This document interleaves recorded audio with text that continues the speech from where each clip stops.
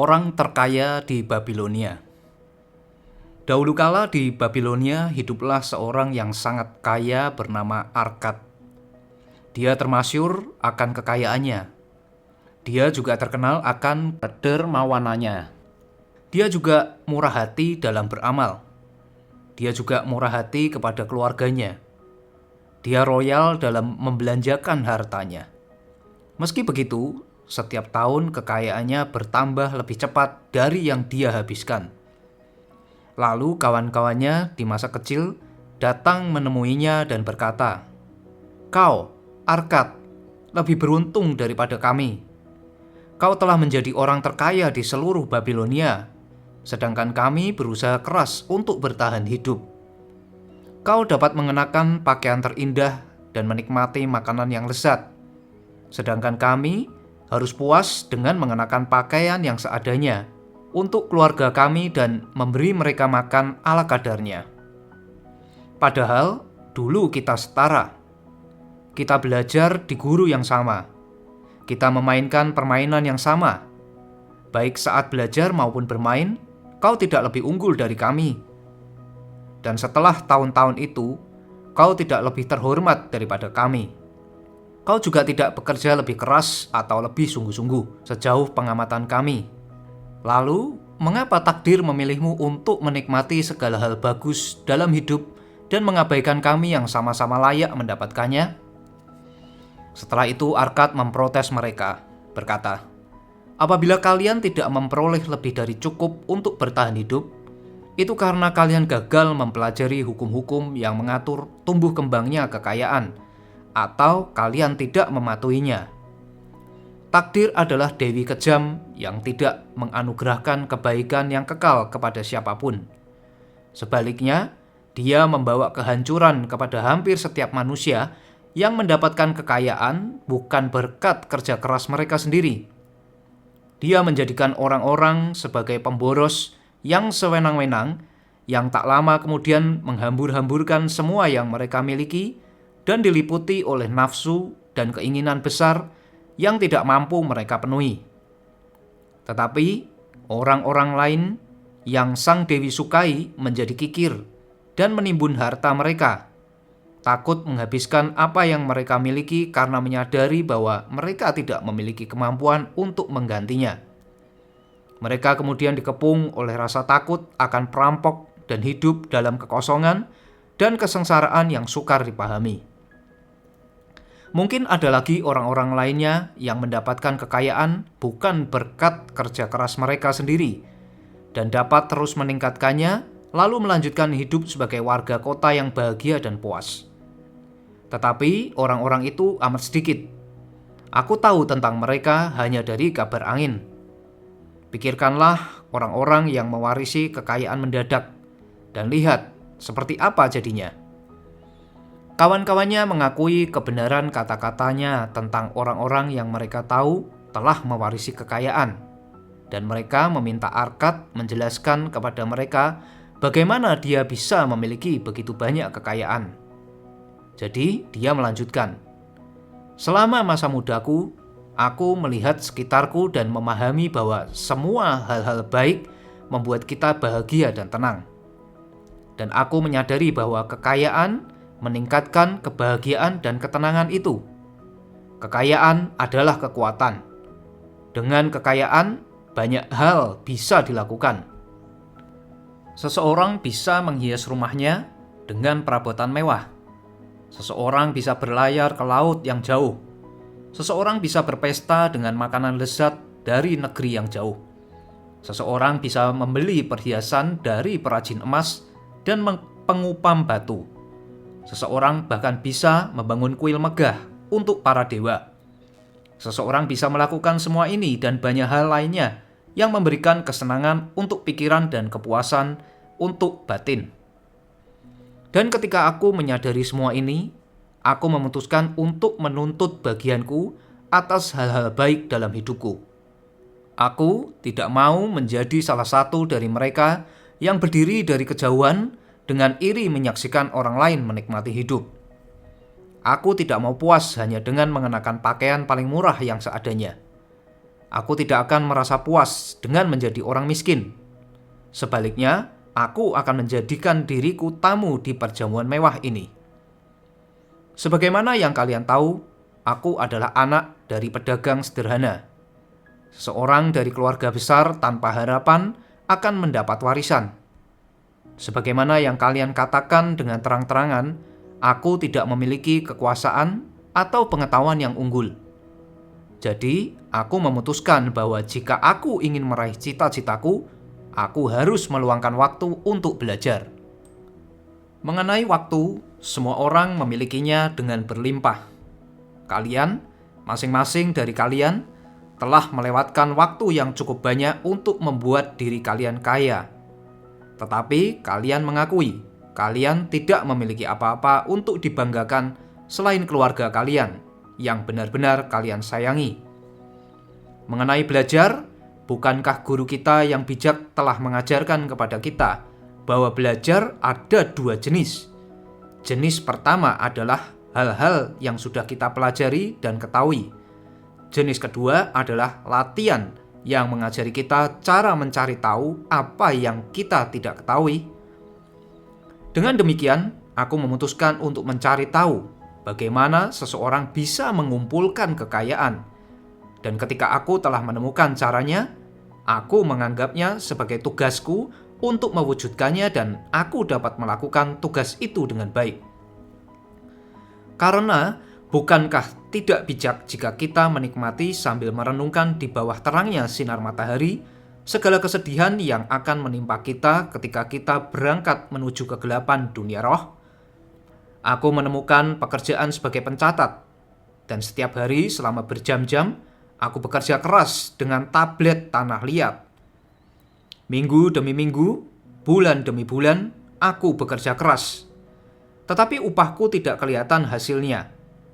Makanan, pakaian, penebusan dosa untuk para dewa, dan hal-hal lainnya yang tidak dapat kuingat menghabiskan seluruh penghasilanku.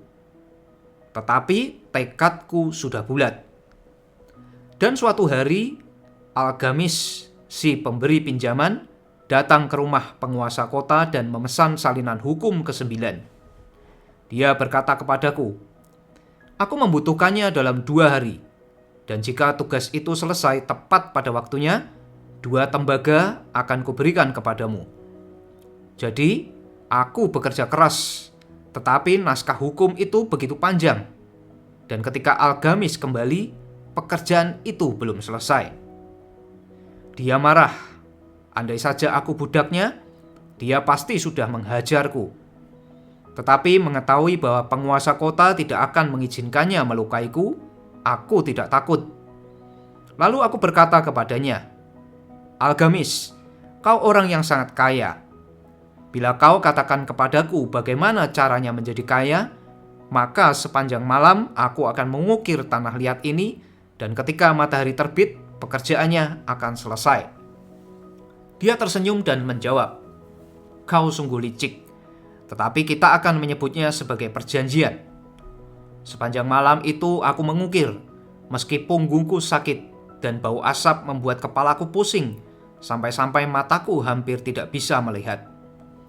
Tetapi ketika Algamis kembali saat matahari terbit, tablet-tabletnya sudah selesai.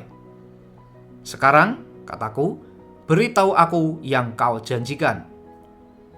"Kau telah memenuhi bagianmu dalam perjanjian kita, nak," ujarnya ramah. "Dan sekarang aku siap memenuhi bagianku. Aku akan memberitahumu hal-hal yang ingin kau ketahui ini, karena aku semakin tua, dan lidah yang sudah tua senang mengoceh. Ketika anak muda datang kepada orang yang sudah tua untuk mendapat nasihat, dia menerima pengetahuan yang mungkin harus dia peroleh sendiri selama bertahun-tahun. Tapi seringnya anak-anak muda mengira bahwa orang yang sudah tua hanya mengetahui pengetahuan di hari-hari yang sudah berlalu, dan dengan demikian tidak menguntungkan.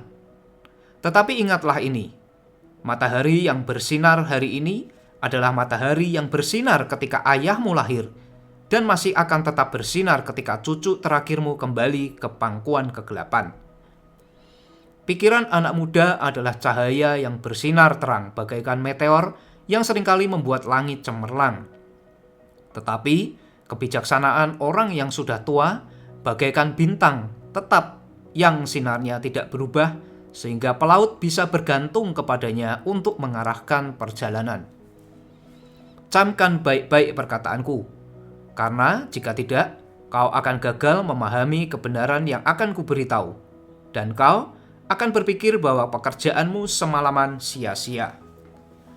Kemudian dia menatapku tajam dari bawah alisnya yang kusut dan berkata dengan nada yang rendah dan tegas, "Aku menemukan jalan menuju kekayaan ketika aku memutuskan bahwa sebagian dari seluruh penghasilanku harus kusimpan.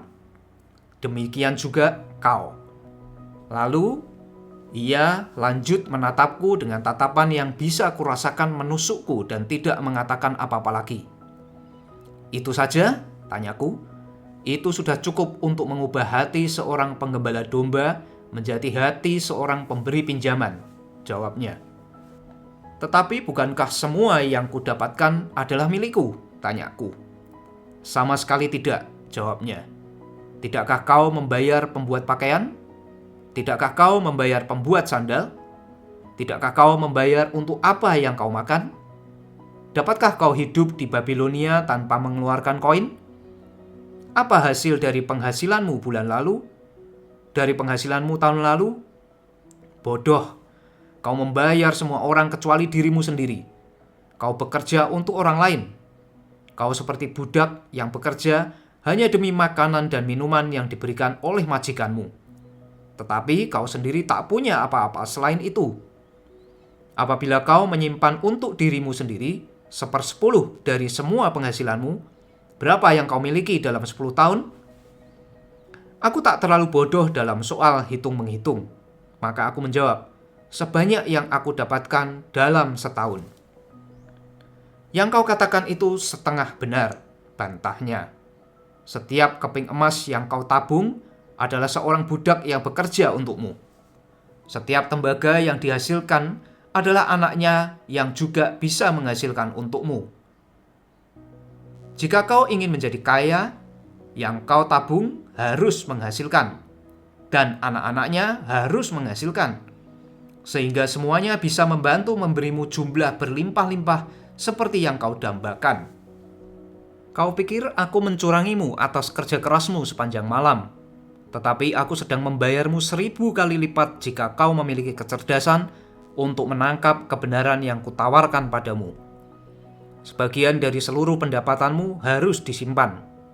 Jumlahnya tidak boleh kurang dari 1/10. Tak peduli sesedikit apapun yang kau hasilkan. Bahkan bisa lebih sebanyak yang kau mampu. Bayar dirimu dulu. Jangan membeli dari pembuat baju dan pembuat sandal lebih dari yang mampu kau bayarkan dari keseluruhan penghasilanmu, dan tetap cukupkan untuk makanan, amal, dan penebusan dosa kepada dewa. Kekayaan itu bagaikan pohon, tumbuh dari biji yang sangat kecil. Tembaga pertama yang kau tabung adalah biji yang darinya pohon kekayaanmu akan tumbuh. Semakin cepat kau menanam biji itu, semakin cepat pohon itu akan tumbuh. Dan semakin setia kau memupuk dan menyirami pohon itu dengan menabung secara konsisten, semakin cepat kau akan dapat menikmati kesenangan di bawah naungannya. Setelah mengatakan itu, dia mengambil tabletnya dan pergi.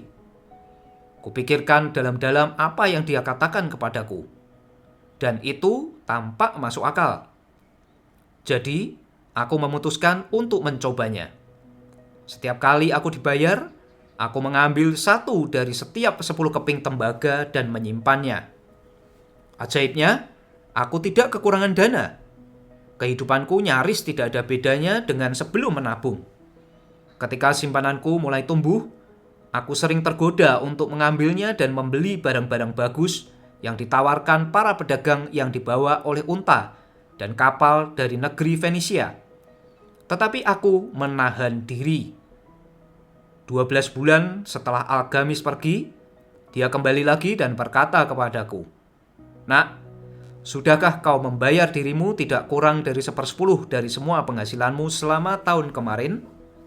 Aku menjawab dengan bangga, "Ya Tuan, sudah kulakukan." "Bagus," jawabnya dengan wajah berseri-seri. "Dan apa yang kau lakukan dengannya?" Aku memberikan kepada Asmur, pembuat bata. Dia memberitahuku bahwa dia hendak melakukan perjalanan ke laut yang jauh. Di Tirus, dia akan membelikan untukku perhiasan langka dari orang Fenisia. Ketika kembali, kami akan menjual barang-barang ini dengan harga tinggi dan membagi penghasilannya. "Setiap orang bodoh harus belajar," geramnya. "Tetapi mengapa mempercayai pengetahuan seorang pembuat bata dalam hal perhiasan? Apakah kau pergi ke pembuat roti untuk bertanya tentang bintang? Tidak, percayalah. Kau harus pergi ke ahli nujum, kalau memang kau bisa berpikir. Tabunganmu hilang, anak muda. Kau telah mencabut pohon kekayaanmu hingga akarnya. Tetapi tanam lagi yang lain, coba lagi. Dan lain kali, jika kau memerlukan nasihat mengenai perhiasan, pergilah ke penjual perhiasan. Jika kau ingin mengetahui tentang domba, pergilah ke gembala." Nasihat adalah satu hal yang diberikan secara gratis. Tetapi berhati-hatilah untuk hanya mengambil nasihat dari orang yang ahli di bidangnya. Barang siapa yang meminta nasihat tentang tabungannya dari orang yang tidak berpengalaman di bidang itu, akan membayar dengan tabungannya sendiri apabila nasihat itu terbukti keliru. Setelah mengatakan ini, dia pun pergi. Dan apa yang dikatakan terbukti. Karena orang Fenisia adalah penipu dan menjual kepada Asmur sepotong kaca tak berharga yang menyerupai permata. Tetapi seperti yang telah dianjurkan Algamis, aku lagi-lagi menabung setiap 1/10 tembaga. Karena aku sekarang telah membentuk kebiasaan itu sehingga tidak lagi sulit. Lagi-lagi 12 bulan kemudian, Algamis datang ke ruang pencatat dan menghampiriku. "Kemajuan apa yang telah kau buat sejak terakhir aku melihatmu?" "Aku telah membayar diriku dengan setia," jawabku. "Dan tabunganku telah kupercayakan kepada Agar, si pembuat perisai untuk membeli perunggu, dan setiap bulan keempat dia membayar kepadaku." "Itu bagus. Lalu apa yang kau lakukan dengan bayaran sewa itu?" "Aku mengadakan pesta jamuan dengan madu, anggur, dan kue. Aku juga membeli jubah berwarna merah. Suatu hari nanti aku akan membeli keledai muda untuk dikendarai." Kemudian Algamis tertawa. "Kau memakan anak-anak tabunganmu. Lalu, bagaimana kau mengharapkan mereka bekerja untukmu? Dan bagaimana mereka bisa memiliki anak-anak yang juga akan bekerja untukmu? Dapatkan terlebih dahulu pasukan budak emas. Lalu banyak pesta bisa kau nikmati tanpa penyesalan." Setelah mengatakan ini, dia pergi lagi. Aku tidak melihatnya lagi selama 2 tahun. Ketika dia kembali lagi, wajahnya penuh dengan kerutan dan matanya layu. Karena dia sudah menjadi orang yang sangat tua. Lalu dia berkata kepadaku, "Arkad, sudahkah kau meraih kekayaan yang kau dambakan?" Lalu aku menjawab, "Belum semuanya yang kuinginkan. Tetapi sebagian sudah kumiliki dan itu menghasilkan lagi. Dan penghasilan itu menghasilkan lagi." "Dan apakah kau masih meminta nasihat dari pembuat bata?" "Mereka memberi nasihat yang baik tentang pembuatan bata," jawabku. "Arkad," lanjut Algamis, "kau telah belajar dengan baik. Pertama, kau belajar untuk hidup dengan pengeluaran yang lebih sedikit dari penghasilan. Selanjutnya, kau belajar untuk mencari nasihat dari orang-orang yang kompeten di bidangnya. Dan terakhir, kau telah belajar untuk membuat emas bekerja untukmu. Kau telah mengajari dirimu sendiri cara memperoleh uang, cara menyimpannya, dan cara menggunakannya. Oleh sebab itu, kau kompeten untuk sebuah posisi yang bertanggung jawab. Aku sudah tua. Anak-anakku hanya memikirkan bagaimana menghabiskan uang tanpa memikirkan untuk menghasilkannya. Keuntungan usahaku besar dan aku khawatir terlalu banyak yang harus kuurus. Apabila kau bersedia pergi ke Nippur dan mengurus tanahku di sana, aku akan menjadikanmu mitraku, dan kau akan mendapat bagian dari tanahku. Lalu aku pergi ke Nippur dan mengurus tanah miliknya yang sangat luas. Dan karena aku penuh ambisi, serta telah menguasai 3 hukum mengelola kekayaan dengan sukses, aku mampu meningkatkan nilai tanahnya berkali-kali lipat. Dengan demikian, aku menjadi makmur. Dan ketika roh algamis pergi ke pangkuan kegelapan, aku mendapat bagian dari tanahnya sebagaimana yang telah dia atur di bawah hukum. Demikianlah Arkad berbicara, dan setelah dia menyelesaikan ceritanya, salah satu kawannya berkata, "Kau sungguh beruntung karena Algamis menjadikanmu ahli waris. Hanya beruntung karena aku ingin menjadi kaya sebelum aku pertama bertemu dengannya.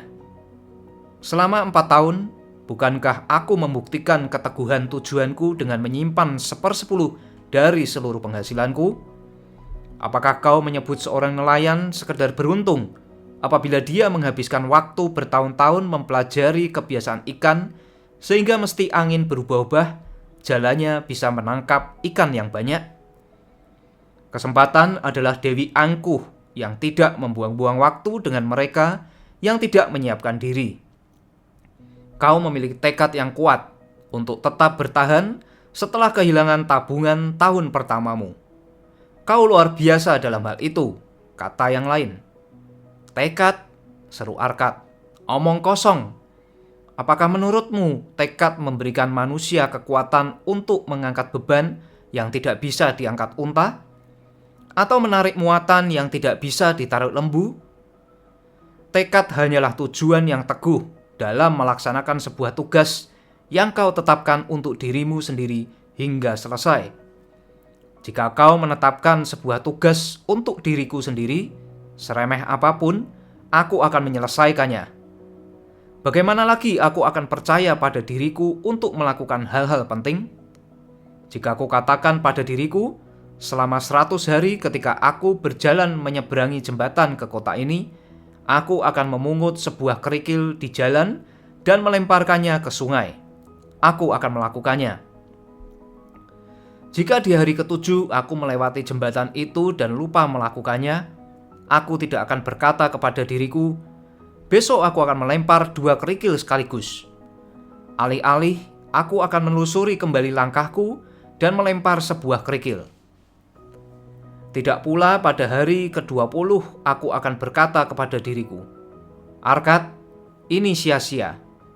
Apa faedahnya bagimu melempar sebuah kerikil setiap hari? Lemparlah segenggam dan selesai. Tidak, aku tidak akan mengatakannya atau melakukannya. Ketika aku sudah menetapkan tugas untuk diriku, maka aku akan menyelesaikannya. Oleh karena itu, aku berhati-hati agar tidak memulai tugas yang sulit dan tidak praktis, sebab aku lebih suka menikmati waktu senggangku. Kemudian seorang kawan lainnya berkata, apabila yang kau katakan itu benar adanya, dan tampak masuk akal seperti yang kau katakan, maka sederhananya apabila semua orang melakukannya, tidak akan ada cukup kekayaan untuk dibagikan. Kekayaan tumbuh dimanapun manusia mengusahakannya, balas Arkad. Jika seseorang yang kaya membangun istana baru, apakah emas yang dia keluarkan hilang? Tidak. Pembuat bata mendapat sebagian, buruh mendapat sebagian, dan arsitek mendapat sebagian. Dan semua orang yang bekerja membangun bangunan itu mendapat bagiannya. Lalu ketika istananya selesai dibangun, bukankah hasilnya sepadan dengan biayanya? Dan bukankah tanah tempat istana itu berdiri menjadi lebih bernilai karena ada istana? Dan bukankah tanah yang bersebelahan dengannya menjadi lebih bernilai? Kekayaan tumbuh dengan cara ajaib. Tidak ada orang yang dapat meramalkan batasannya. Bukankah orang Fenisia membangun kota besar di pesisir tanah tandus dengan kekayaan yang berasal dari kapal-kapal niaga mereka? Lalu, apa yang kau nasihatkan untuk kami supaya kami juga bisa menjadi kaya? Tanya kawannya yang lain. Tahun-tahun sudah berlalu sedangkan kami sudah tidak muda lagi dan tidak punya apa-apa untuk disimpan. Aku nasihatkan kalian untuk menerapkan kebijaksanaan algamis dan berkata kepada diri kalian, sebagian dari seluruh penghasilanku harus kusimpan. Katakan ini setiap pagi ketika kalian bangun tidur. Katakan di siang hari, katakan di malam hari. Katakan ini setiap jam, setiap hari. Katakan pada dirimu sampai kata-kata ini menjadi kumpulan huruf api yang menyala-nyala di langit. Biarkan kata-kata itu tertanam dalam dirimu. Penuhi dirimu dengan pikiran itu. Lalu, ambillah berapapun dengan bijaksana. Jangan biarkan bagian itu kurang dari 1/10 dan simpanlah. Bila perlu, atur pengeluaranmu, tetapi sisihkan bagian itu lebih dulu. Tak lama kau akan menyadari perasaan kaya karena memiliki harta yang kau kumpulkan sendiri. Ketika harta itu tumbuh, kau akan lebih bersemangat. Kesenangan hidup baru akan menggetarkan hatimu. Kau akan lebih bersemangat untuk memulai usaha yang lebih besar guna menghasilkan lebih banyak lagi. Sebab, dengan penghasilan yang bertambah, bukankah persentase bagian yang disimpan untuk dirimu sendiri juga akan bertambah? Maka belajarlah untuk membuat hartamu bekerja untukmu. Jadikan dia budakmu. Jadikan anak-anaknya dan anak-anak dari anak-anaknya bekerja untukmu. Jamin pemasukan untuk masa depanmu. Lihatlah orang-orang yang sudah lanjut usia dan jangan lupa bahwa di hari-hari yang akan datang itu, kau juga akan menjadi salah satu di antara mereka. Oleh karena itu, investasikan hartamu dengan sangat hati-hati agar tidak hilang. Bunga yang sangat tinggi adalah investasimu, kadang bagai siren licik yang bernyanyi untuk menggoda mereka yang tak waspada dan menghempaskannya pada batu karang kerugian dan penyesalan. Siapkan juga bekal untuk keluargamu agar tidak kekurangan ketika para dewa memanggilmu ke alam mereka. Siapkan selalu untuk perlindungan seperti itu dengan cara menyisihkan sebagian kecil dari pendapatanmu secara berkala. Oleh sebab itu, orang yang ingat hari esok tidak akan menunda-nunda sampai memiliki kekayaan besar untuk melaksanakan tujuan yang bijak tersebut. Berundinglah dengan orang-orang bijak. Carilah nasihat dari orang-orang yang pekerjaan sehari-harinya mengelola uang. Biarkan mereka menyelamatkanmu dari kesalahan seperti yang kubuat ketika mempercayakan uangku kepada Asmur, si pembuat bata. Pendapatan yang kecil tapi aman lebih baik daripada yang beresiko. Nikmati hidup selagi kau masih ada di sini. Jangan menyiksa diri atau berusaha menabung terlalu banyak. Apabila 1/10 dari seluruh pendapatanmu dapat kau simpan dengan nyaman, puaslah dengan bagian ini. Hiduplah sesuai dengan pemasukanmu, dan jangan biarkan dirimu kikir dan takut mengeluarkan uang. Hidup itu menyenangkan dan penuh dengan hal-hal bermanfaat dan pantas dinikmati. Kawan-kawannya berterima kasih kepadanya dan pergi. Beberapa orang diam saja karena tidak bisa membayangkan dan tidak bisa memahami. Beberapa orang mencibir karena mereka pikir orang kaya seharusnya berbagi dengan kawan-kawan lama yang tidak beruntung. Tetapi beberapa orang mendapat pencerahan baru. Mereka menyadari bahwa algamis selalu kembali ke ruangan pencatat karena dia sedang mengawasi seseorang yang bekerja untuk keluar dari kegelapan menuju cahaya. Ketika orang itu telah menemukan cahaya, sebuah tempat telah menantinya. Tidak ada yang dapat mengisi tempat tersebut sampai orang itu sendiri mengembangkan pemahamannya, sampai dia siap untuk sebuah kesempatan. Orang-orang tercerahkan inilah yang di tahun-tahun berikutnya berkali-kali mengunjungi Arkad, yang menerima mereka dengan senang hati. Arkad berdiskusi dengan mereka dan memberi mereka pengetahuan secara cuma-cuma, sebagaimana yang selalu senang dilakukan oleh manusia yang berpengalaman luas. dan dia membantu mereka dalam menginvestasikan tabungan mereka sehingga menghasilkan untung yang bagus dengan aman dan tidak akan rugi atau terjerat dalam investasi yang tidak menguntungkan. Titik balik dalam kehidupan orang-orang ini tiba di hari ketika mereka menyadari kebenaran yang disampaikan Algamis kepada Arkad, dan dari Arkad diteruskan kepada mereka.